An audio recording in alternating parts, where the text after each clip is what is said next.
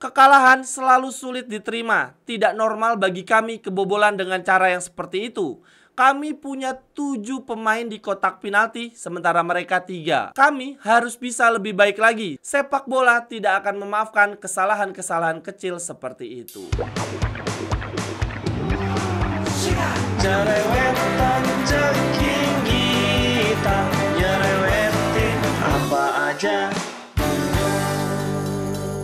Teman-teman yang sedang kalian saksikan saat ini adalah Cerewetin Inter. Apa kabar teman-teman semua? Semoga dalam keadaan sehat. Seperti biasanya, pasca pertandingan gua akan bacain data fakta menarik dari pertandingan tersebut dan juga statement-statement dari sesi konferensi pers.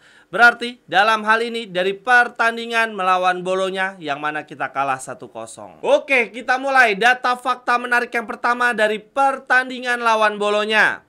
Inter teman-teman hanya meraih 1 kemenangan lawan Bolonya dari 6 pertandingan terakhir, baik home maupun away. Tercatat teman-teman, dari 6 pertandingan terakhir Inter menang 1 kali, seri 2 kali, dan sisanya kalah.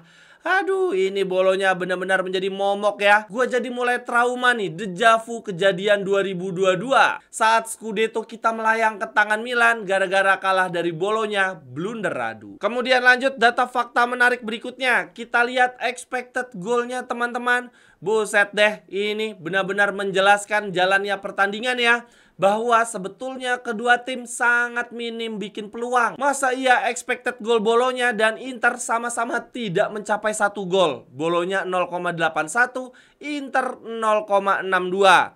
Namun akhirnya Bolonya yang mampu memanfaatkan peluang kecil di detik-detik terakhir. Namun teman-teman, walaupun pertandingan cenderung berjalan seimbang, kedua tim sama-sama kesulitan membongkar pertahanan lawan, tapi memang kalau dari sisi permainan, kalau disuruh menilai ya, siapa yang lebih layak menang, menurut gua Bolonya. Dari sisi penguasaan bola, mereka memang cuma kalah tipis, tapi total shotnya mereka menang, jumlah shot on goalnya Bolonya juga lebih banyak. Menurut gua, tim asuhan Italiano memang lebih siap dari sisi fisik dan taktik. Mereka terlihat memang sudah merencanakan ya, meladeni permainan Inter, membuat Inter semakin kelelahan, lalu kemudian kill the game di detik-detik terakhir. Lalu lanjut data fakta menarik berikutnya. Ini parah banget teman-teman. Di babak pertama, pemain yang paling banyak menyentuh bola adalah Yann Sommer.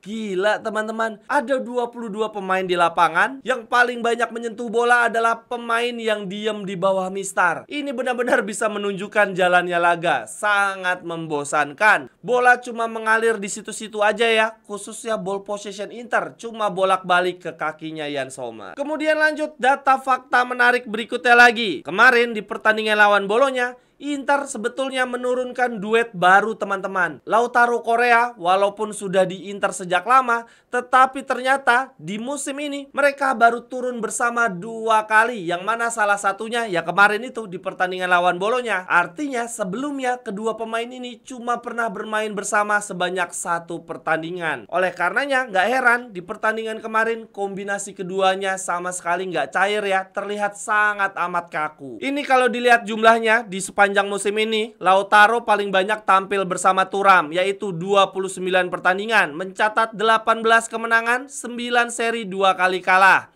Lalu bersama Taremi lumayan ada 6 pertandingan, mencatat 4 kemenangan dan 2 kali kalah. Ternyata main sama Arnautovic juga baru 2 pertandingan, tapi luar biasanya dua-duanya menang.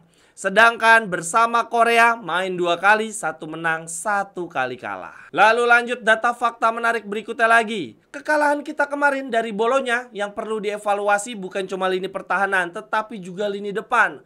Karena jarang banget teman-teman di sebuah pertandingan Inter tidak mampu mencetak gol sama sekali. Wong ke gawang Munchen aja kita mampu cetak 2 gol. Masa iya ke gawang Bolonya nggak mampu sama sekali teman-teman. Padahal ya kalau dilihat-lihat baik di musim ini maupun 2 musim terakhir, Inter termasuk tim yang subur mencetak gol di partai away. Ini kalau dilihat detailnya teman-teman bisa lihat pada layar ya. Pemain-pemain kita juga doyan banget nih mencetak gol di partai away. Ada Lautaro dan Thuram yang di musim ini sama-sama sudah mengemas 12 gol di partai away. Lalu di bawahnya ada Barella, Fratesi, Calhanoglu, Di Marco. Nah kalau dikombinasikan gol plus assist sejak musim lalu, Lautaro, Thuram juga parah banget nih. Kombinasi gol plus assist mereka, Lautaro 31, Thuram 23, Fratesi paling banyak juga 14, lalu ada Barella 12, di bawahnya ada Calhanoglu, Di Marco. Nah, tetapi entah kenapa di pertandingan kemarin nama-nama ini semuanya melempem, teman-teman.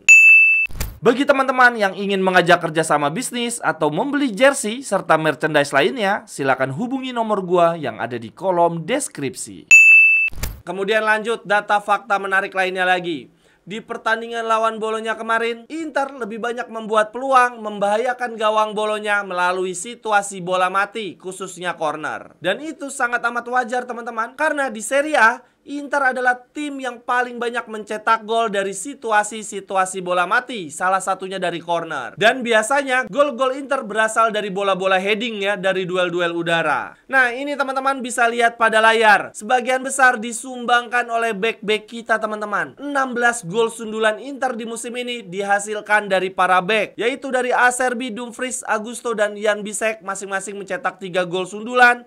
Lalu ada Bastoni, Pavard, Darmian, dan De Vrij. Kemudian gol sundulan berikutnya disumbangkan oleh para striker ya. Lautaro Thuram menciptakan 4 gol sundulan, lalu Arnautovic 2. Nah, untuk lini tengah kita cuma punya satu pemain yang jago sundulan nih, yaitu Fratesi. Beda banget dengan Inter di zaman dulu yang punya gelandang-gelandang tower yang jago duel-duel udara, seperti Vecino, Vieira, Thiago Motta, bahkan Gagliardini juga bagus duel-duel udara. Nah, kalau dibedah lebih detail lagi, teman-teman, gol-gol sundulan dari pemain Inter, ini pemberi asisnya yang paling banyak adalah Hakan Calhanoglu dengan 6 asis berbuah gol sundulan. Lalu di bawahnya ada Di Marco dengan 5 asis dan Bastoni 3 asis.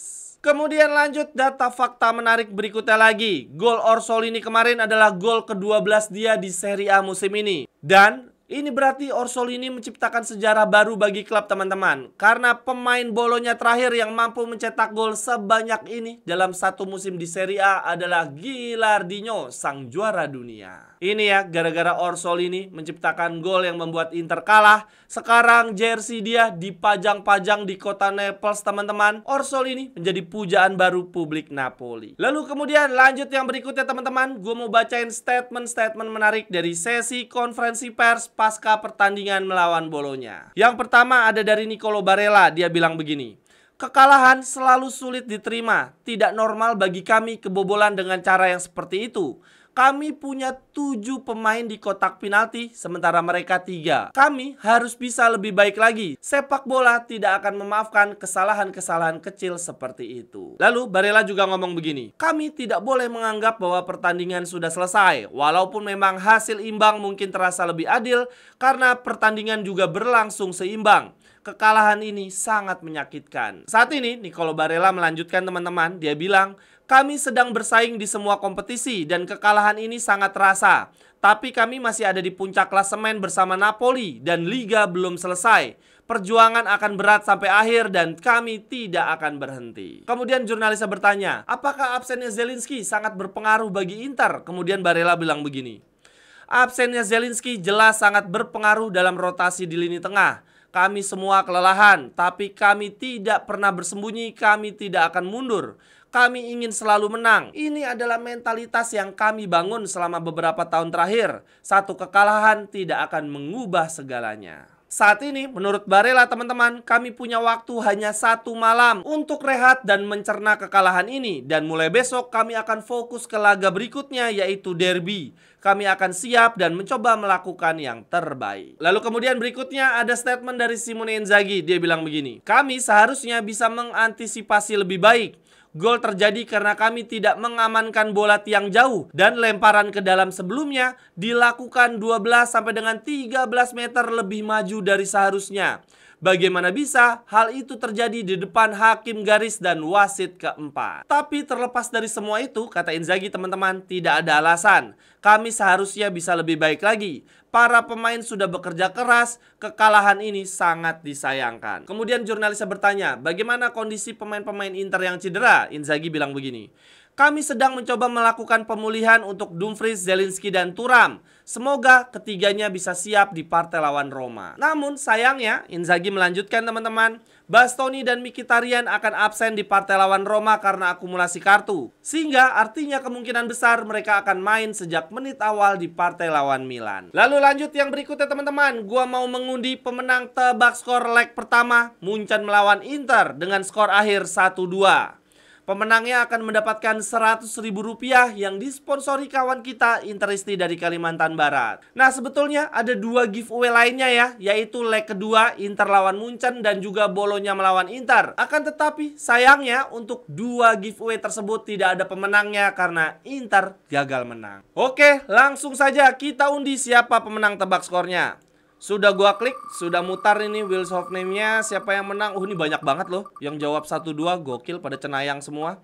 Ya, yang menang adalah, wih tipis banget siapa nih? Wah, yang menang adalah Ivan.Maulana 2958. Selamat bro, silakan langsung hubungi gua untuk gua transfer hadiahnya. Sekian dulu untuk cerewetin Inter hari ini. Terima kasih banyak teman-teman yang sudah menyaksikan. Silahkan tuliskan cerewetan teman-teman di kolom komentar. Kritik, saran, dan ajakan kerjasama silakan hubungi gua di link yang ada di kolom deskripsi. Sampai ketemu di cerewetan-cerewetan berikutnya. Bye-bye, thank you. Cerewetan ceking kita, nyerewetin apa aja.